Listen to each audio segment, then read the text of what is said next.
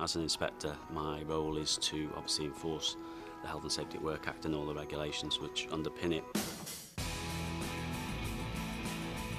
So my role will be to go out, inspect, in my case, construction sites, investigate complaints, accidents. It's a very, very varied role. I joined initially as an environmental scientist, not as an inspector, and there was an internal recruitment. I read the job description and it just sounded such an interesting job. You can get involved in all sorts of situations. You can be very nosy in the job. You go into, say, a factory, and when you come out, you'll know how they make a car or how they make, plastic bottles, whatever. It's an interesting job from that perspective, but at the same time, you're having to assess the standards within the companies, within the premises, to see whether they're complying with the minimum standards of the law.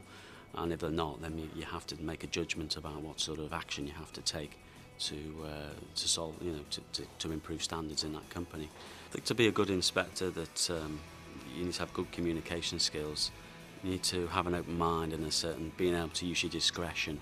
You have quite a bit of power in the job under the Health and Safety at Work Act that you can use, but you have to know when to use. Do you give advice? Do you take formal enforcement action, or somewhere between? So that's a skill that you need. You're there to make sure the minimum standards of the law are met, but you can do that in different ways. So you need to have that sort of discretionary skills to take the right course of action, good writing skills, report writing skills and stuff like that. There is a certain amount of paperwork with the job, and you need to be able to make decisions on your feet, on site. You will get into situations where, they're very challenging to say the least, and you have to make key decisions at the time. You may be advising the police, local building control officers and stuff like that on what we need to do to get this situation sorted. It is hard work, it is challenging, but very rewarding.